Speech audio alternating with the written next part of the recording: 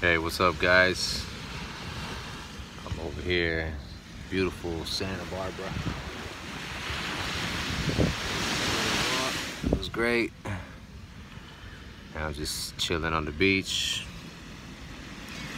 And so there was something that I learned recently, and I thought, I mean, there's so many things that I want to share, but I don't, because I'm still kind of like learning it.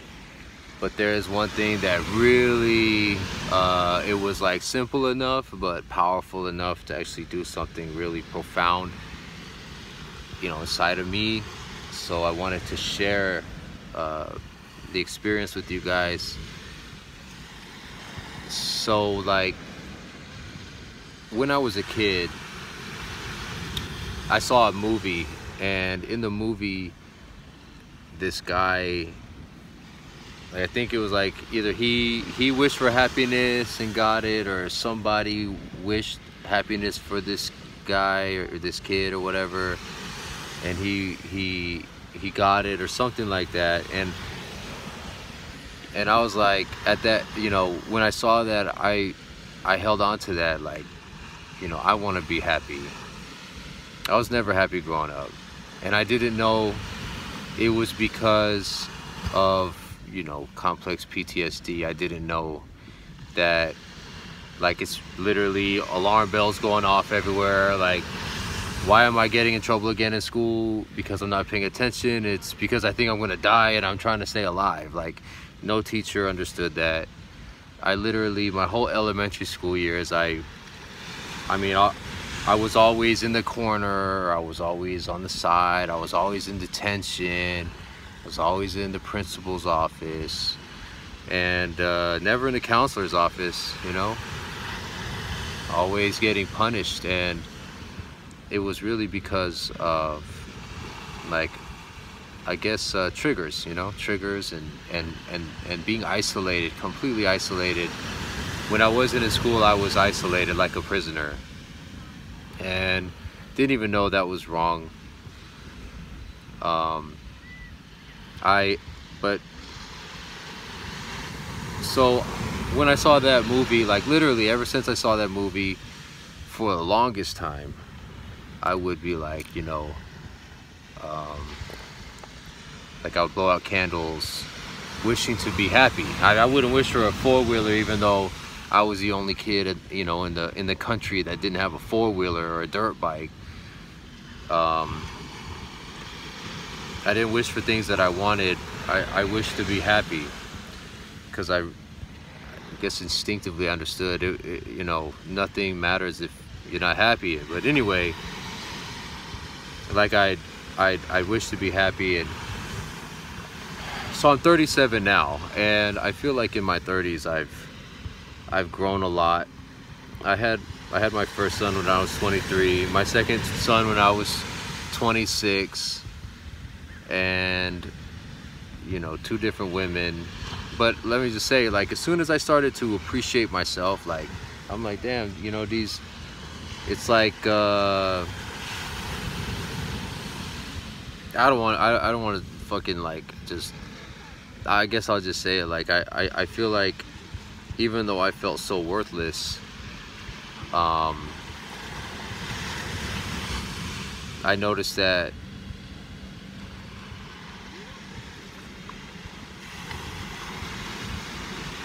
like, it was almost like I was attracted to people that didn't want anybody else to see my value. You know what I mean? Like, they would see something and they would try to possess it, instead of, like, appreciate it, and let it go. Like,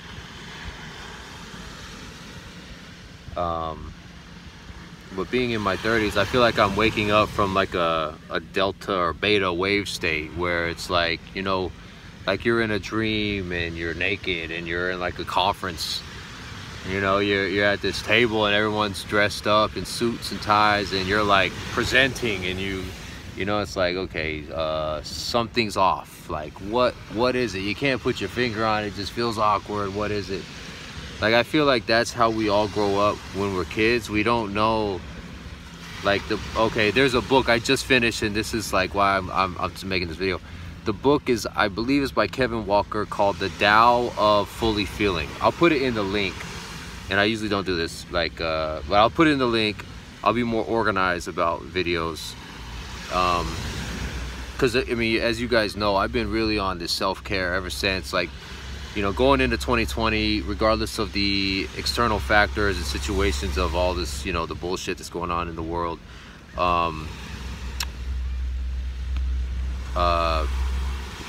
I feel like this year has been one of the best years of self-discovery for me, because I've been literally, I don't know if you guys, or some of you guys seen the video I made in December, like my beautiful little boy Ezra, like I stopped seeing him because his mom was continually, and his grandma continually putting me in a state. And I was clear with my son, and I'm gonna get him in Jesus' name. I'm gonna get him, and my other son, I'm gonna get those boys. But they're not gonna be like, I'm not gonna be a weekend dad ever again. I don't care how much I love my kids. I don't care how much I hurt for them and how much they might be missing out on the Mickey Mouse dad. I've researched it, I've experienced it.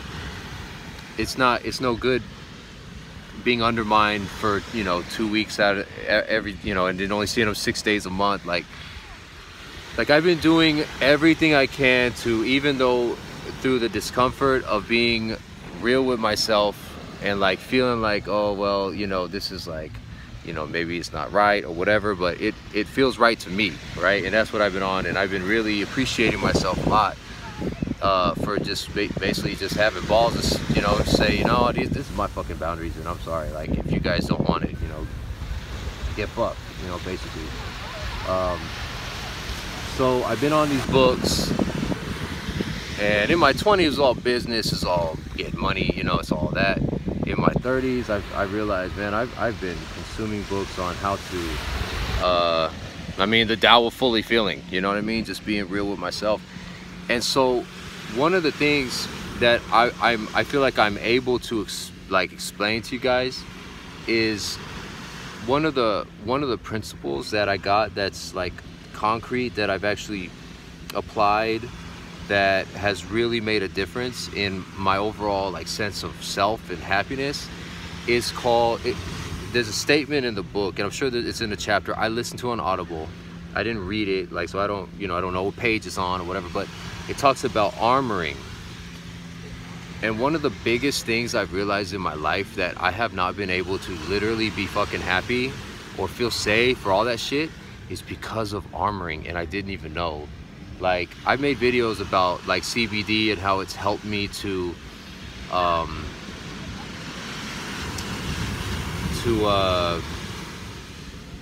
kind of relax and not feel like I want to like have to go to war, you know. Like, even my wife, Lindy, she'd be like, I'll be on one, and she's known me. I mean, it's actually our eight-year anniversary, so I'm really excited. We've been married for 8 years, and it's been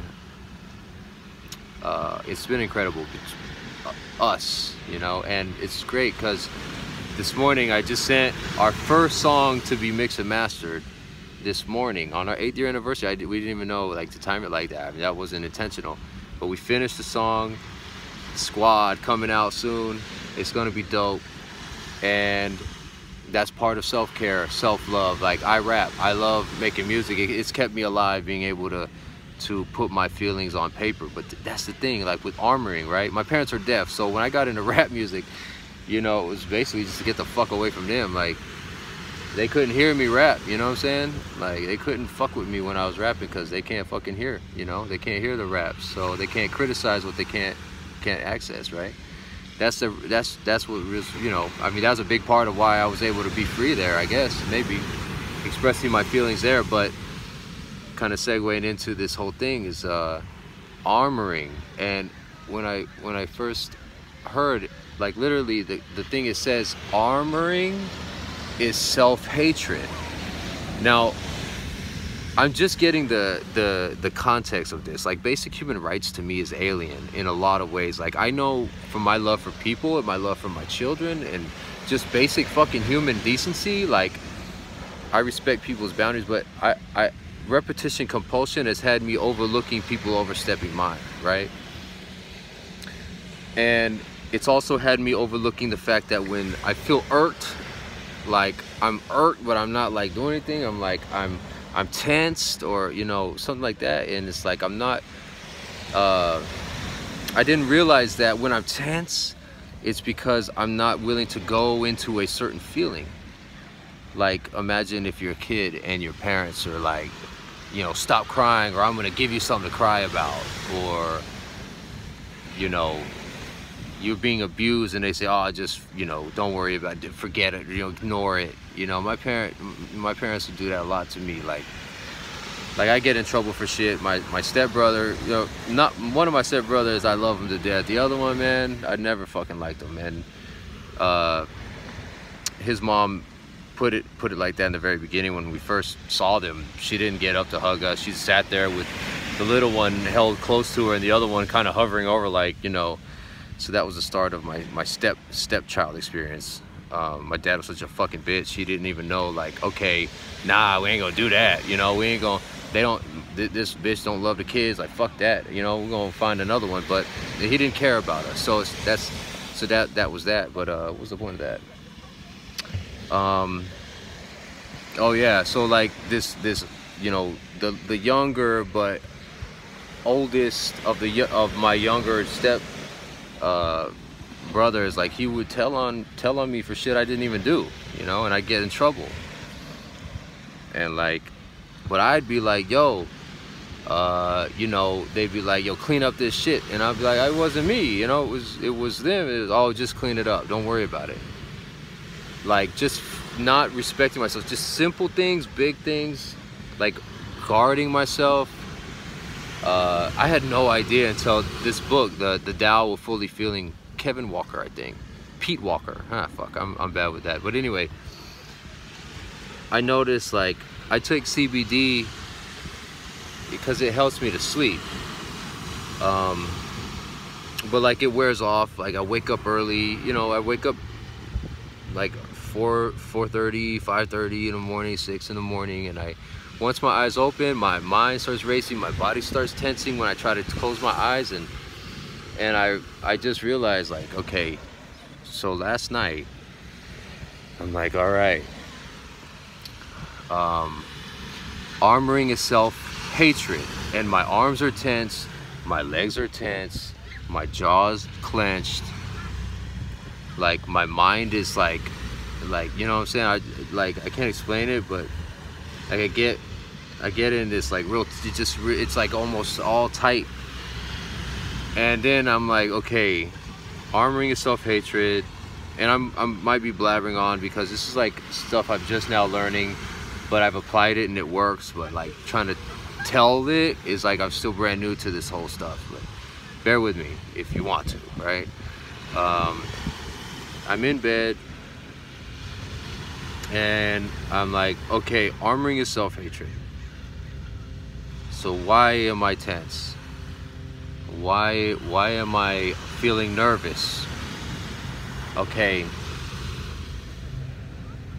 And then I started thinking about like how my dad used to, like, my brother and I would sleep in the same room, and on different sides, you know, of the room. And my dad would straight come in the room while we were sleeping and beat the shit out of us, like, fucking yell at us. And he's deaf. He sounds like a fucking Mongol, like, caveman. So you can imagine, I'm raised by a caveman fucking savage, but and a deaf one at that.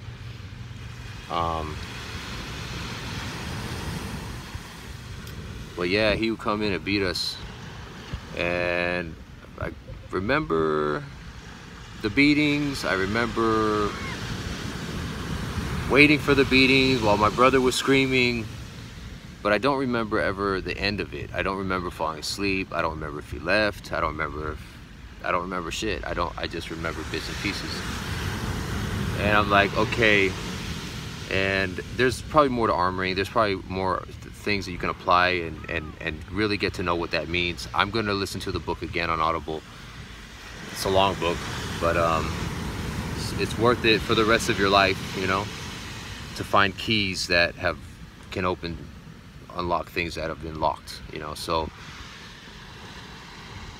but I imagined the fear and the anger and the pain and the loneliness of, like, you know, like starving right next to a table, a banquet of food, and your loved ones are sitting there eating, like that's how it felt growing up. Like I've been more aware of, like, other places where I'm like tense, and in that moment where I'm like, okay, you know, I'm afraid, I'm feeling fear, you know, I'm feeling sadness, I'm feeling anxiety that my dad's gonna come in again, and maybe that's why, like, oh shit, you know what I mean? Like, maybe that's why when I close my eyes, I feel anxious and it's hard to sleep, because sleep ain't. I notice I sleep better when there's people around, like in the daytime, like when there's talking and shit. When it's quiet, like, it's hard for me to sleep, and it's all. I've always felt like it's opposite, but like then realizing about trauma and all that, like, it's all made a lot of sense, like why I've done things that I've done that I regret, like I've hurt people that I regret hurting, like all the things that I've done, like, that I didn't understand, and you know, but I realized, like, a lot of it had to do with programs, right? So last night I'm like, okay, here I am in the dream, or here I am in the room with this little me, right? This little boy, and I'm standing beside him, and fucking you know, Frank comes in to beat this little boy, and I knock his fucking ass out, you know? It's simple. Like, I fucking, in my dream, or in my thoughts of, like, this tenseness, I literally work through the tenseness, and I say, you know, little kid, you know, to myself, I'm like, you're not in danger. Like, I'm gonna fuck this motherfucker up if he comes to hurt you, you know? And I envisioned myself going into the loneliness and pain of this child, and I fell asleep, and I didn't even realize I fell asleep. It was like, literally, I went into that armor. I went into the pain and all those feelings that I wasn't allowed to feel, or like, it was incredible. And like, I notice constantly now, since I read that a few days ago, I have not allowed myself to armor up. Like, I've not allowed my arms to tense, or my legs to tense, or my fists to clench, or my jaw to clench, my brain to be like all, you know, stressed. Like, I haven't allowed it without telling myself. Armoring is self-hatred, and if I'm to be happy, I can't hate myself, right? So, like, that's something that I've been really loving, is like this path to be free from, like, it's literally like the key to unlock the rest of my life that will not be like the curse of my generations or whatever, you know what I mean? Like, my grandfather died alone. My dad, he doesn't, I don't think he's gonna have a different outcome either. But and I don't know, like, my dad's dad, like, what I understand is, like, my grandfather, who, you know, I told you, like, the only memory I have of him is him burning me with a cigarette, you know? But, like, his dad abandoned him to eat raw bacon from the fridge. So you could imagine, like, you know, it's just, you treat people like shit when that's what they are. If that's what you were treated like, it's programs, you know? And so you can, but you can change programs, and that's the most beautiful thing, is that you can change programs, because we're nothing more than like machines, basically. We got, you know, God is with us, but he's given us tools, and it's like more than rap music, more than anything in my life, more than being successful financially, or, you know, one day living back on the beach again, which is, you know, where I belong, near water, right? But more than all that, like, I want to really get this stuff down so I can give you better content, like, to help people that have been seeking to overcome certain things. Like, this is probably health, physical health, and being tormented inside is not health. Health is health. So mental health, emotional health, spiritual health, physical, financial, you know, whatever. I think like the depravity of my childhood maybe has got me more like on this than maybe the average person that I've noticed. But like, you know, I hope this helps you guys, even though I'm kind of like just starting out with this whole path, because it's like it's easy to teach something that's not like personal, like maybe even business wise or philosophical or whatever. But this stuff is new to me, like going inside my, you know, going inside and going hard like on self-discovery that's gonna break down barriers. But yeah, yeah, so armoring is self-hatred. So if you guys feel yourself tense, getting tense, like, or if you feel you're, you know, there's like something you do, like a defensive thing, just know like we can't not have winter just because we prefer summer. You know, we shouldn't be afraid of feeling emotions, whether we were criticized or punished. Like, for example, let me go into a little bit on the other side. It's not just like I don't want to go into feeling abandoned, so I, you know, tighten up. It's also like I've been on like really feeling kind of guilty about, I mean, my mom, I didn't, you know, my mom left us with my dad when I just turned 3 years old. But I don't remember her living with us. I do remember her taking us every single vacation, every single summer, and just basically abandoning us at her house while she worked. And she never thought to put us in a program or anything. So I'd have friends. Like, I didn't grow up around, you know, I didn't grow up around people except for school. And at school, I was always in trouble. Complete isolation. I remember one time, like, it was a fucking Valentine's Day, and I was in Raleigh. I had a little, you know, a cute little girl. She always wore these little high water pants, you know, but whatever. She was still cool to me.